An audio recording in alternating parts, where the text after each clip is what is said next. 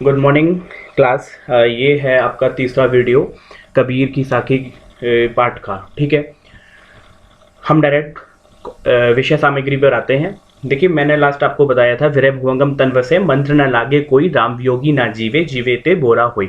तो जो बोरा शब्द का जो मैं अर्थ में बार बार आपको पागल पागल से कह रहा था, तो पागल का अर्थ यहाँ पे कोई नकारात्मक श्रेणी से नहीं है। बात यह है कि जिसके पास ईश्वर की प्रतीति नहीं है, जिसके पास ईश्वर नहीं है, तो उसके लिए ये जीवन जो है ना बहुत ही कष्टदायक हो जाएगा। इसीलिए वो पागल शब्द मैंने प्रयोग किया था। तो पागल शब्द का मतलब मानसिक संतुलन खराब होना तो होता ही है, साथ में ये ध्यान रखना है कि हम किसी भी व्यक्ति को इस तरह से शब्दों का प्रयोग ना करें। मैंने अर्थ के तौर पर इस बात को समझाया, आप ध्यान रखें इस बात का। आगे लेते हैं कि निंदक नेड़ा राखिए आंगणी कुटी बधाए बिन सावण पानी बिना निर्मल करे सुभाए। देखिए, यहाँ पे कबीर बोल रहे हैं कि निंदक नेड़ा राखिए। जो निंदक होते हैं, जो हमारी बुराइयां करते हैं, जो हमेशा हमारे में कमियां निकालते हैं, तो ऐसे लोगों को निंदक नेड़ा मीन्स होता है पास रखना। तो ऐसे लोगों को अपने पास रखिए। निंदक नेड़ा राखी माने ऐसे लोगों को पास रखिए। आंगणी कुटी बधाई, ऐसे लोगों तो अपने आंगन में, अपने घर के आंगन में, कुटी मीन्स कमरा, कुटी बधाई माने अपने आंगन में ही उनके लिए एक स्थान बना करके, कुटी माने स्थान बना करके, बधाई उनको वहीं बांध देना चाहिए, उन्हें वहीं रख लेना चाहिए। बंधाई का मतलब बांधना तो है ही है, लेकिन उन्हें अपने समीप रखना चाहिए। अगर मैं एक नॉर्मल लाइन में, एक पंक्ति में इस बात को कहूं तो ये ऐसे होगा कि निंदक नेड़ा राखिए आंगणी कुटी बधाई मीन्स कि अपने जो हमारी जो निंदा करते हैं, हमारे अंदर जो कमियां निकालते हैं, उन ऐसे लोगों को अपने पास रखना चाहिए।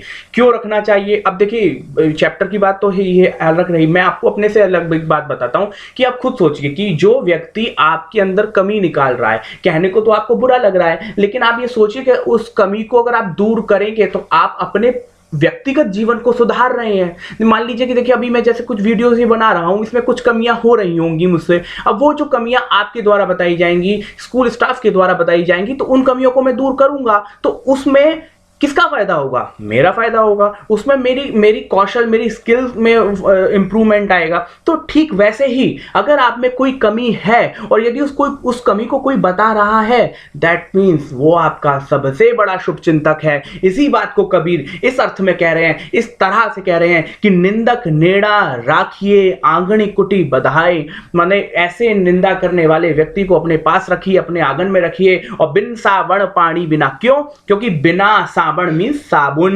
पानी, और पानी बिना साबुन और बिना पानी के निर्मल करे सुभाए। कैसे निर्मल हो सकते हैं? कैसे हम शुद्ध हो सकते हैं? कैसे हम स्वच्छ हो सकते हैं? कैसे हम साफ हो सकते हैं? बिना पानी और बिना साबुन के कोई साफ रहा जा सकता है? कबीर इस बात को इस उदाहरण के माध्यम से आपको यह समझाना चाहते हैं कि निंदक नेड़ा राखिए। जो निंदक है ना, ये जो आपकी कमी निकालने वाले लोग हैं ना, ये आपके जीवन के साबुन और पानी साबित हो जाएंगे अगर आपने इनको अपने पास रख लिया। तो निंदक नेड़ा राखिए आंगणी कुटी बधाए बिन साबुन पानी बिना निर्मल करे सुभाए। बिना साबुन पानी के कोई भी व्यक्ति का जीवन निर्मल नहीं हो सकता। कोई भी चीज शुद्ध या साफ नहीं हो सकती, आपको बहुत अच्छे से पता है। आगे बढ़ते हैं। पोथी पढ़े पढ़े जग मुबा पंडित भयानक कोई एक के अक्षर पीव का पढ़े सुपंडित होए। तो कहते ना, बहुत सारी किताबें पढ़ी है। पोथी पढ़े पढ़े जग मुबा का अर्थ है मीन्स मर गया।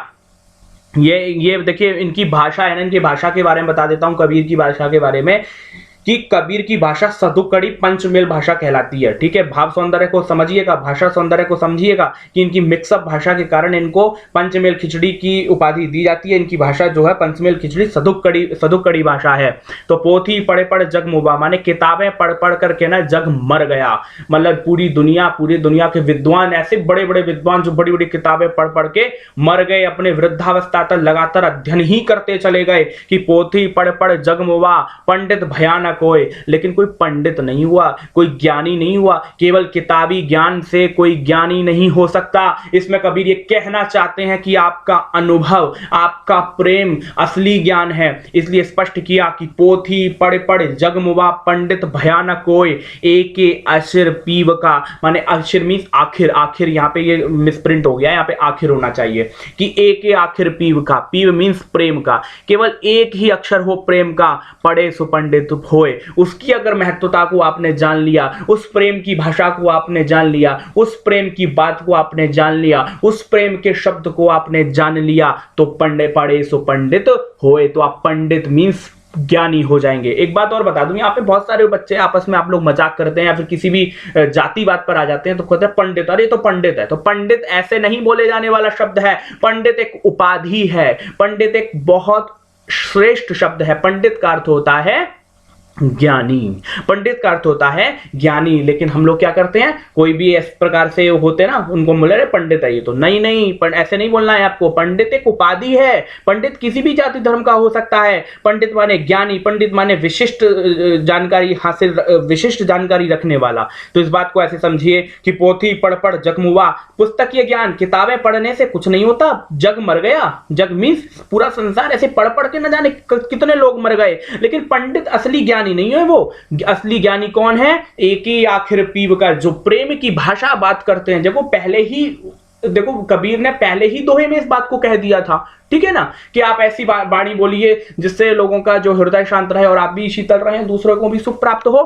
तो यही बात यहाँ पे कही जा रही है कि एक ही आखिर पीव का, माने एक ही अक्षर है प्रेम का, उसको पढ़ लीजिए और पढ़े सो पंडित होए, और जो उसको पढ़ लेगा वही क्या कहते हैं, ज्ञानी होगा। ठीक है, आगे बढ़ते हैं। हम घर जाल लिया आपना, लिया मुराड़ा हाथ, अब घर जालो उतास का, जे चले हमारे साथ। ऐसा है कि जो आडंबर लोग करते हैं ना, भक्ति के नाम पे आडंबर करते हैं, बड़े बड़े पंडित और बड़े बड़े मौलाना और बड़े बड़े सिख और बड़े बड़े जीवित जितने भी धर्म के लोगों को आप जानते हैं, वो एक आडंबर, मैं सब कोई नकारात्मक श्रेणी में बात नहीं कर रहा हूँ, किसी को क्रिटिसिज्म नहीं कर रहा हूँ, मैं कह रहा हूँ कि उस आडंबर के चलते जो दूसरों को परेशानियां होती हैं, चाहे वो किसी भी धर्म में हो, उस धर्म के लिए, उन्हीं सभी धर्मों के लिए कबीर ने सबको एक तरीके से कहा कि हमगर झालने आपना, लिया मुराना हाथ, माने उस आडंबर को हमें खत्म करना होगा, उस आडंबर को हमें खत्म करना ही होगा।